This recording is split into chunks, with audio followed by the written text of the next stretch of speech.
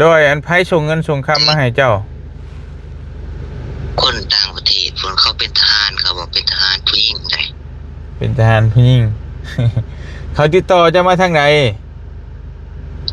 เป็นผู้หญิงเขาบอกเขาเป็นทหารเขาส่งเงินมาก่อนเขาบอกเขาปลดประจำการวันที่เดือน12เขาสิลงมาเองเขาบอกนั่นนี่ แล้วเขาส่งมาให้เจ้าในฐานะอิหยังบัดนี้ให้คอยนี่50%เขาให้เก็บไว้50%เขาบอกนั่นนี่ให้เจ้าเก็บไว้ให้โดยและคาถามาถึงถามรับเอาได้นะและเป็นหยังจังเพิ่นจังบ่เก็บไว้เองเพิ่นฝากมาให้เจ้าอิหยังเปิ้นว่าอยู่หันมันมีเชือกเขายังเกิดเชือกอยู่เขามันมีเชือกยานมันปลอดภัยเขาบอกยานมันบ่ปลอดภัยเขาบอกนี่เขาส่งมาเขาสิเอาเงินชุมนั้นสิมาช่วยเหลืออยู่ในประเทศนี้เขาบอกแน่นี่อ๋อเอาเงินมาช่วยเหลือประเทศนี้เลยแน่นี่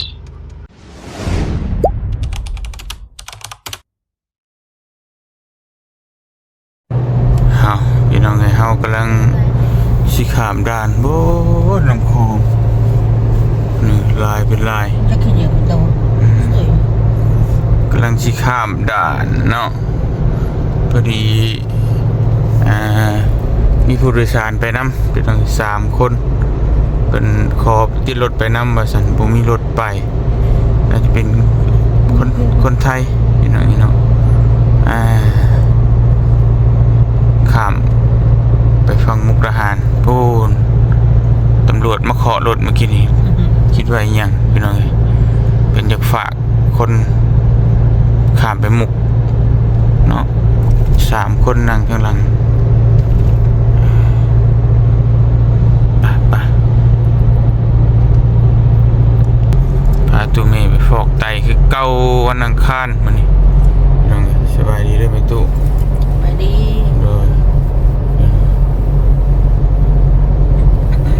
ฟอกไตอีกแล้ว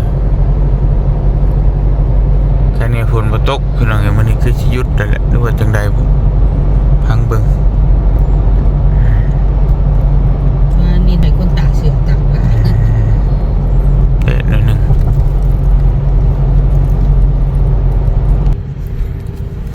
ฮอดด่านแล้วพี่น้องเนาะตัวมีรถใครอยู่รถบ่หลายไปพี่น้องนี่เนาะขอบคุณนะคะครับสวัสดีครับพากันมาจะใส่พาลูกค้ามาต่อบัตรค่ะของบริษัทแต่พอดีไม่ทันรถบ่ทันรถใช่ค่ะโอ้ลูกค้าเข้าโอเคครับมาต่อบัตรพาสปอร์ตนี่ยังคือคล้ายๆว่าเตียงไปเฮ็ดงานอยู่ไทยนี่แหละพี่น้องเนาะมาต่อบัตรเดือนละเทื่อ2เทื่อเขาอยู่ไทยคือมาต่ออยู่ลาวติฮะว่าคนไทยคือมาต่ออยู่ลาวบ่แม่นคนไทยน่ะคนพามาคนรับเฮ็ดนั่นน่ะแต่มาคนมานำลาวน่ะคนลาวมาคือรับเฮ็ดนั่นแหละรับพาไปนั่นแหละเป็นนายหน้าไปพี่น้องฮอดแล้วบัดนี้โรงพยาบาลบุกอินเตอร์คือเก่าพี่น้องเอ้ยรถเต็มคือเก่า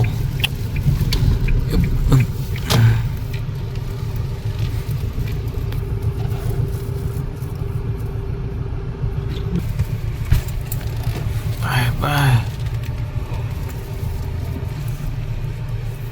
ดีหมอรอแล้ว11 โมงพอดีพี่น้องเนาะ11 โมงพอดีเลยผู้ชื่อเขาว่าจะเด้อเลยครับ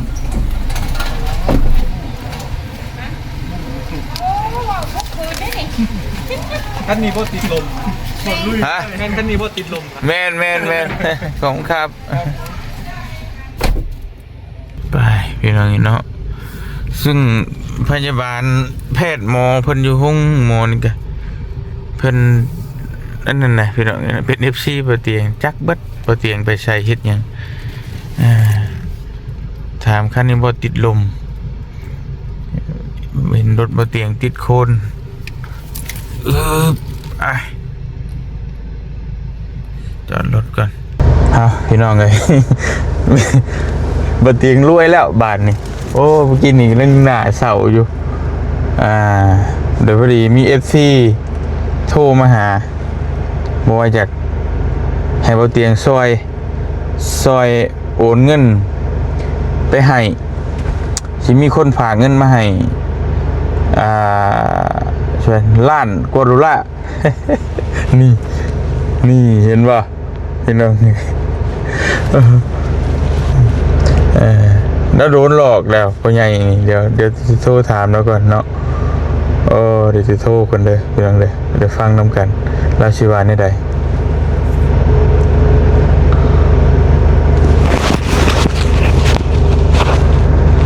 โดยขออนุญาตเด้อสบายดี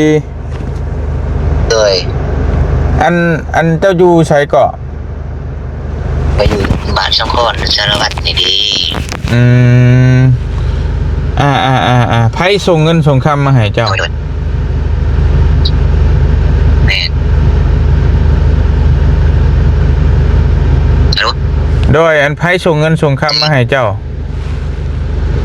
คนต่างประเทศคนเขาเป็นทหารเขาบอกเป็นทหารผู้หญิงไง เป็นทหารผู้หญิง เขาติดต่อจะมาทางไหน เป็นผู้หญิงเขาบอกเขาเป็นทหารเขาส่งเงินมาก่อนเขาบอกเขาปลดประจำการวันที่เดือน12เขาฉีลงมาเองเขาบอกนั่นนี่ แล้วเขาส่งมาให้เจ้าในฐานะอิหยังบัดนี้ ให้คอยนี่50%เขาให้เก็บไว้50%เขาบอกนั่นนี่ ให้เจ้าเก็บไว้ให้ โดย และ คาถามาถึงถามผมรับเอาได้นะ และเป็นหยังจังเพิ่นจังบ่เก็บไว้เองเพิ่นฝากมาให้เจ้าอิหยัง เปิ้นว่าอยู่หันมันมีเชือกเขายังเกิดเชือกอยู่เขา มันมีสึก ยายมันปลอดภัยเขาบอกยายมันบ่ปลอดภัยเขาบอกนี่เขาส่งมาเขาสิเอาเงินชุมนั้นสิมาช่วยเหลืออยู่ในประเทศนี้เขาบอกแน่นี่ เอาเงินมาช่วยเหลือประเทศนี้เลย แน่นี่เขาก็เขาเสียชงเบอร์คนผู้ที่ส่งเงินมาให้คุยกับเจ้าได้สันเด้อ ฮะ เด้อบ่าวเตียงเด้อข่อยสิส่งเบอร์ให้เจ้าคุยกับคนที่ส่งเงินมาให้ข่อยเด้อได้บ่ บ่คุยกันไหนก็ค่อยฮู้แล้วตอนนี้น่ะก็ฮู้แล้วก็ได้จะถามเจ้าฮู้แล้วขอยสิบอกเจ้าว่าเจ้าโดนสแกมเมอร์ดอกแล้วแต่ก็ว่ามันก็ตรงกันเลยกับบ่าวเตียงมันตรงกันแต่เขาสิงึดอันเดียวนี่ ตรงกันยังแหละตรงแบบใด มันตรงกันเนาะ ตรงกันแบบใดน่ะจะลองเล่าให้ฟังเบิ่ง มันกล่องที่เขาจะคล้องเงินเขาส่งมากับกล่องที่คนส่งเขาส่งมามันคือกันมันเหมือนกันนี่นะ เงินเท่าไหร่เงินเขาส่งมา เงิน5.3 ล้านดอลลาร์จากรายประเทศก็ยังบ่ฮู้ว่า 5.3 ล้านดอลลาร์กับ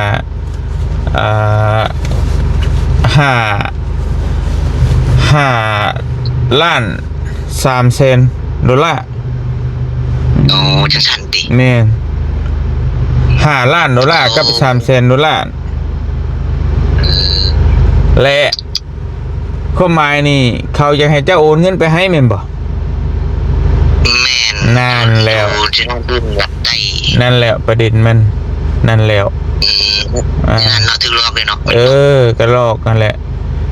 เขาบอกว่าถ้าไอเสียเงินค่าฝากแม่นบ่ แม่น ถ้าบ่ซั่นแล้วไปเอาเครื่องบ่ได้แม่นบ่ แม่นเขาบอกว่าก็เรียกว่าเจ้าของผู้ส่งมา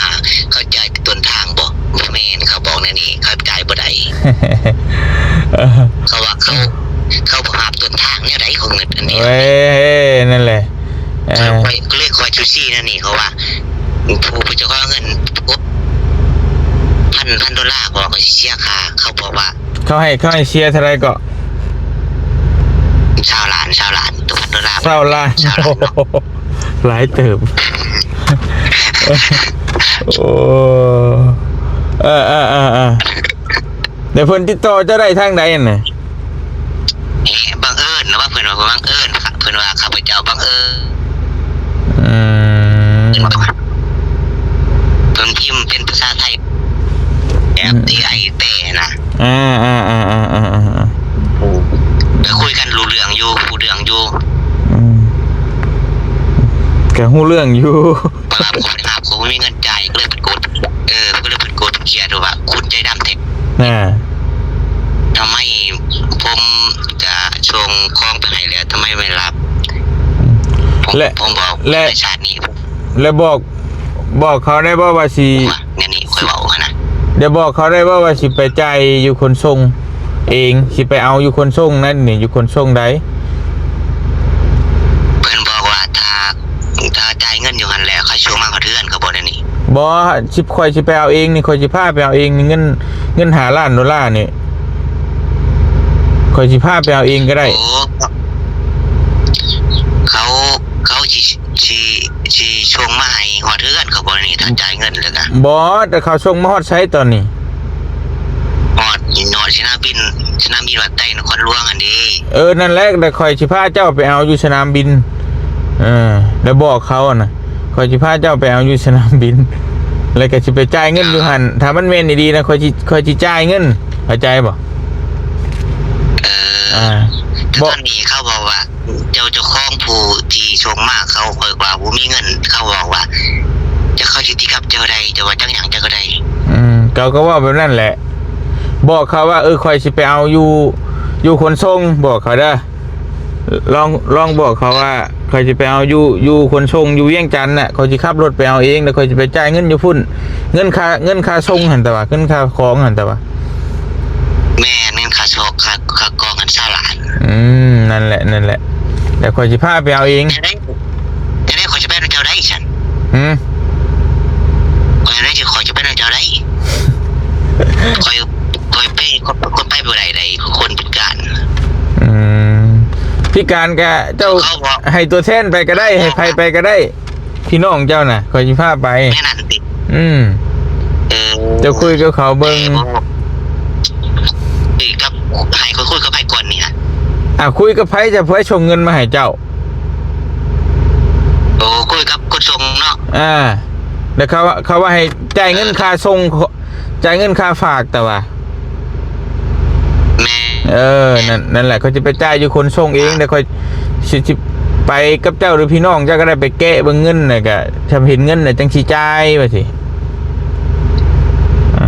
เขามีรหัสแต่เขาสิส่งรหัสให้เป็นผู้ของส่ง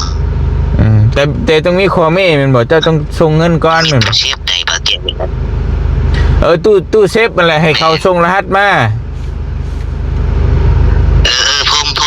ผมจะตาม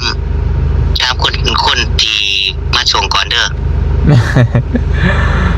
โอเคแต่เจ้าบ่พาโอนหยังเด้อเจ้าบ่พาโอนหยังไปเด้อโอ้ยตัวให้ค่อยโอนหยังเขาบ่มีเงินอยู่แล้วค่อยหั่นเพราะว่าโดยข้อยอยากบอกเจ้าว่ามันบ่แม่น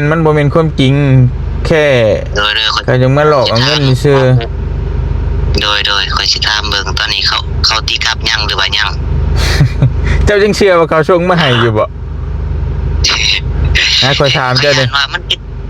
เป็นจริงก็มีเด้อบ่เตี้ยข้อยก็บ่เคยเห็นจักเทื่อเจ้าก็เชื่อคนง่ายเนาะเจ้าเนาะข้อยเชื่อคนง่ายอยู่แล้วระวังเลยข้อยคิด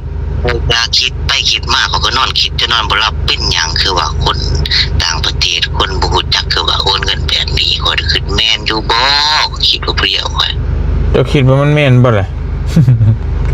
เขาก็ส่งมาแบบตู้เจ็บกลางดาเงินหอดข้อยสิบอกรหัสให้เปิดว่ะบอกแน่นี่เด้และ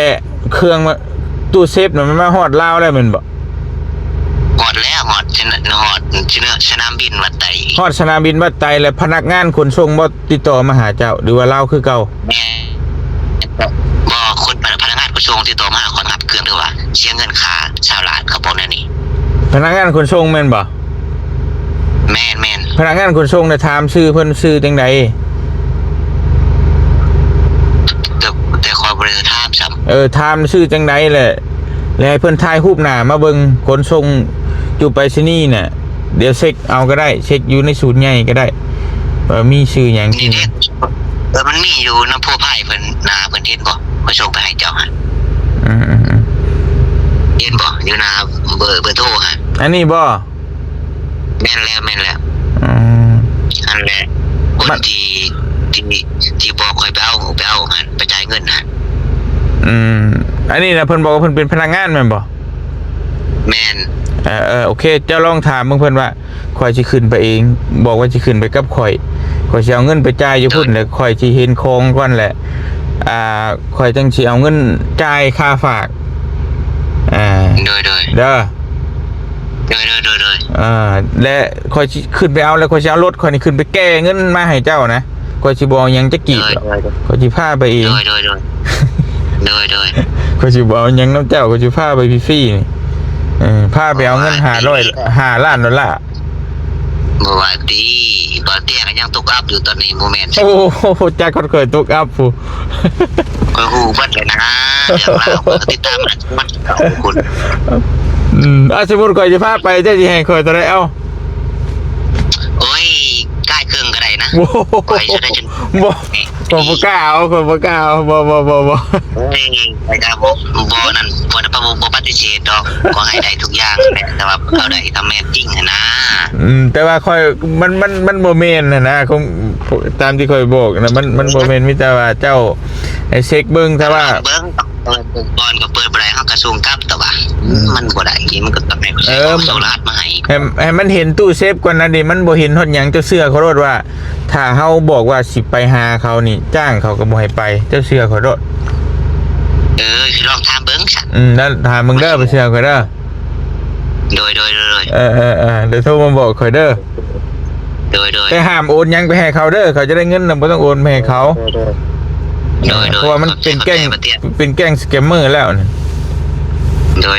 เข้าใจลองถามแกงถามเบิ่งโดยลองแกล้งเบิ่งโดยโอเคโอ้ยพี่น้องนี่เนาะนี่แหละครับว่านะคนโลกคนที่ผมรู้จักอย่างนะก็ซึ่งหลายคนบ่เตียนก็เคยเจอเขาโทรมาลักษณะแบบนี้อยากฝากของมาให้แต่ว่าให้โอนเงินค่าของไปให้เขาสิมีดอกเนี่ยว่า$500 $1,000 อันนี้อยากได้$1,000นะ20 ล้านค่อยสิโอนเงินไปค่อยสิฝากเงินไปให้เจ้าใส่ตู้เซฟ$5.3 $5.3 ล้านและข่อยสิแบ่งให้เจ้าครึ่งนึงและเก็บไว้ให้ข่อยครึ่งนึงประมาณนี้นะบอกว่าประเทศตัวเองอยู่มันเกิดสงครามมันบ่สงบแล้วก็ได้ฝากเงินมาพี่แล้วก็แค่บาชิอพยพมาอยู่พี่ทำน้องนี่แหละบ่เตียงก็เคยเจอมาก่อนแต่ว่าสิเป็นคนต่างประเทศเนาะสิเว้านี่มันบ่เข้าใจปานใดในลาวหั่นน่ะในคำศัพท์ลาวน่ะมีแต่ว่าแบบว่ากึกกักไม่ใช่ AI แปลเอาเด้ภาษาลาวก็บ่ท่องนั่นคือเขียนก็บ่ถูกเฮาก็ฮู้แหละนะคือเราตามเราบอกว่าสิมาฝากเงินมาซอยเรือประเทศเนาะคือซอยคนทุกคนยากแล้วเป็นคนพิการบ่าวเพิ่นอยู่สารวัตรถ้าคือรับต่างประเทศที่ซอยเงินรัก$4-5 ล้านเพิ่นก็ต้องผ่านรัฐบาลนะพี่น้องเป็นบ่ได้ดอกสิฝากมาให้บุคคลทั่วไปธรรมดาด้าน$400-500นี่สิคิดเห็นอยู่ดอกแต่รับหลักล้านนี่มันเป็นแบบบ่ได้เนาะแต่เราก็ยังนั่นแหละเราก็บ่ฮู้เราก็ได้พี่น้องเห็นดิเป็นโปรไฟล์ฝรั่งนี่แหละ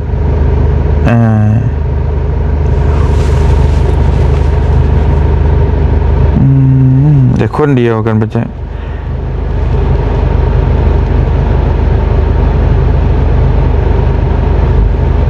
ใช่เป็นเพียงนี้เนาะนี่เบอร์ที่เขาให้คนไปหักเอาเครื่องให้คนไปจ่ายเงินเขาก็สิส่งมาให้เขาจ่ายเงินเลยนี่ได้ว่าเตียงเจ้าของเงินที่เขาส่งมาให้เขาเป็นทหารเขาบอก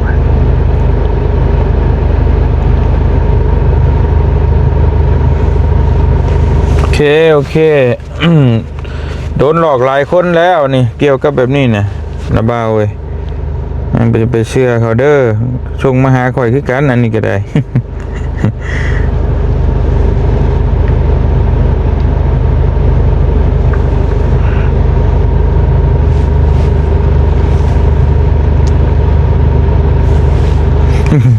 ซึ่งบังเอิญนะคนนี้นะพี่น้องส่งมาหาบ่เตียงเขาได้นี่นี่เดี๋ยวบ่เตียงสิอ่านให้เบิ่งเด้อสิอ่านให้เบิ่งใส่สะท้อนเสียงเนาะนี่นี่เห็นบ่เดี๋ยวบ่เตียงสิอ่านให้เบิ่งขี้ย้อนเสียงเนาะสบายดีบ่เตียงก็ตอบว่าสบายดีข่อยซื้อห้อยเอกอารามลิตานะเจ้าซื้อหยังพวกเฮาสามารถเป็นเพื่อนกันได้บ่สบายดีตอนเช้าที่หัก มีที่หักเดี๋ยวนี่เด้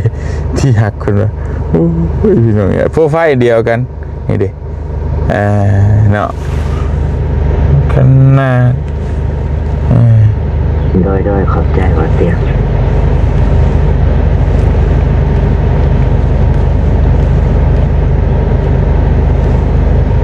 นี่เด้อเราก็ส่งมาหาข่อยคือกันนี่ คนเดียวกันกับส่งหาเจ้านั่นแหละ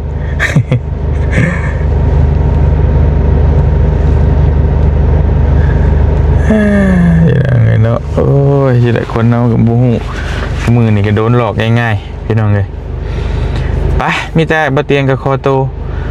พี่น้องเอ้ยไปหากินข้าวกินน้ำก่อนส่งตู้เมย์ขึ้นพุ่นเลยแต่ใดก็ฝากเตือนภัยนำกันอันตรายแฮงวิชาชีพของมือนี่พี่น้องเอ้ยเนาะโอ้อันตรายพี่น้องเอ้ยไปเดินทางหากินข้าวกินน้ำจังใดก็พุ่นแหละถ้าครับเมย์ตอนแรงจังว่ากันพี่น้องเอ้ยฝากเตือนภัยนำกันเนาะนี่ก็เป็นอีกเคสหนึ่งเป็นอุทาหรณ์เตือนภัยพี่น้องเอ้ยหลอกอยากได้เงิน 1,000 ดอลลาร์แกงสแกมมือแหละแต่เฮาหูท่านก็โดนเนาะหากินง่ายจะดิพี่น้องเอ้ยเอาสู้ๆอยู่ดีมีแฮงบ่จะขู่ทุกคนสบายดีเด้อพี่น้องเด้อ